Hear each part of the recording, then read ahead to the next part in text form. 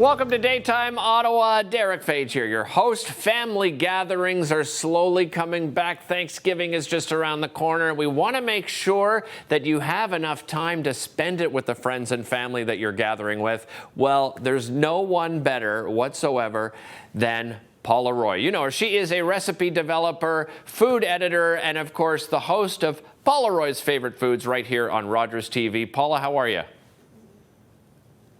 I am well, Derek. Welcome back. It's so great to see you on the air again. Oh, great to see you too. And I said to you off camera that I'm looking forward to this because my wife and I, we love having people over, and we always find ourselves in the kitchen and not able to socialize and talk to our guests. But you're going to help us out with that today, aren't you?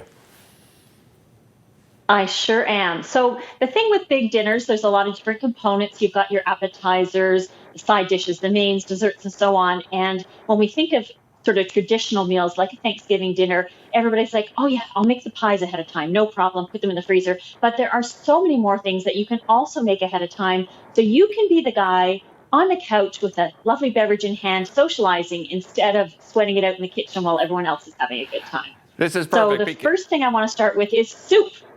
Yeah, I was just going to say this is perfect because, as you said, everyone is always the dessert thing, but you have some great ideas on how to prepare sides ahead of time.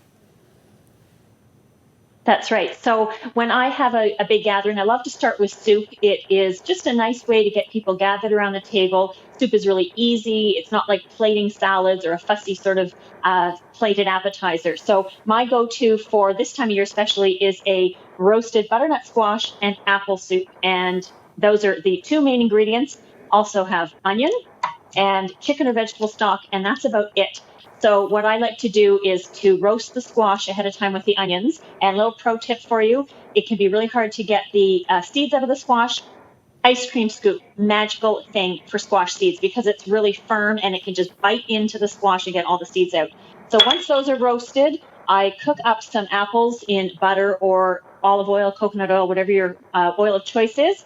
Add the roasted vegetables, add a little bit of stock, simmer it for about 20 minutes. Get out the handy dandy stick blender. You could use a regular blender. You could even just mash it with a potato masher if you like, and you get a really nice pureed soup. And then into the freezer it goes. So I froze this one yesterday and it's rock solid, but it takes up such a small amount of space because it's very concentrated. So you don't need a big giant container. This would be enough soup for probably 6 servings, I would say. Okay. So day of, you thaw it. You can add a little bit more chicken stock, and then I always like to have a creamy component. So either this is half and half cream, 10% cream. You could use milk if you prefer, whipping cream if that's the way you roll, or coconut milk is another great option if you're wanting to make this. So 2 great options. Add that in until it's the consistency that you like. Heat it, serve it, done. And no soup pot to wash. So how great is that? Exactly. Well, that's the other thing. You can stay away from dishes a lot more. What else have you got in front of you here? So I always make my stuffing ahead of time. Thanksgiving turkey, Christmas turkey, as far ahead as 2 months, and I kid you not. So dry breadcrumbs, typical thing. So that was the end of a couple of loaves of bread. If you finish your loaves, you can actually buy bits of crust and so on in a lot of the major grocery stores before the big holidays, and that's a super inexpensive way to make your own breadcrumbs. And then to that, I add some onions that I've sautéed in butter. So I'm just going to scoop those in. And this is your basic, my husband's family always called it sage and onion stuffing. If you are a fan of cooked sausage meat, you can add that in, cranberries, raisins, chopped apple, anything goes.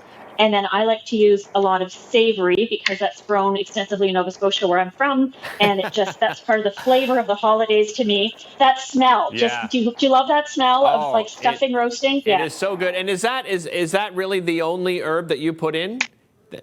That's it right And then there? I do put in sage as well because I kind of like the combo. So a little bit, so that's it. So how long did that take? It took me about 4 minutes to cook up the onions. Right. And then what was that? About 30 seconds to assemble. Give it a little quick stir.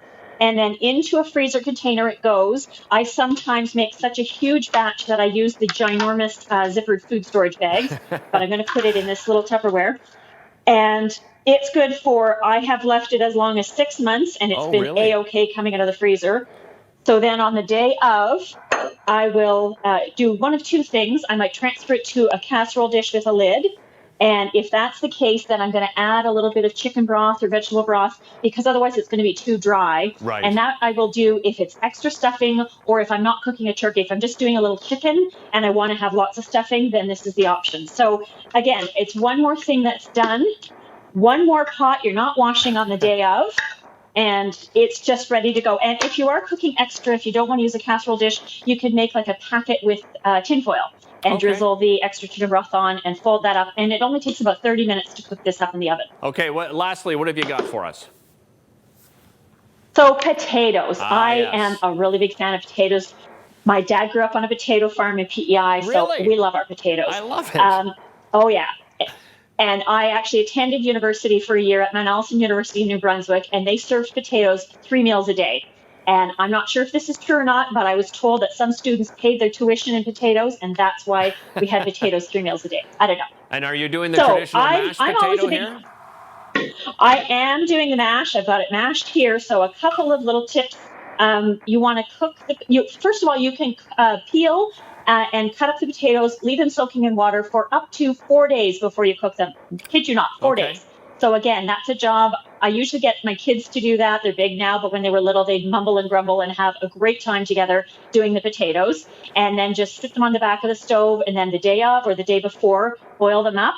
Now, a trick to get nice fluffy mashed potatoes, after you've drained them, put them back on the burner for about a minute on low heat and just shake them, and they almost look floury, and that way you know the excess moisture's dried off. Oh, you've so got then me. I'm just going to mash them. Right. I was just going to say, sorry, Paul, you had me salivating. I should tell everybody again, your fabulous show available right here on Rogers TV, and your website just came up. Happy Thanksgiving to you and your family, and thank you so much for joining us. Really appreciate it.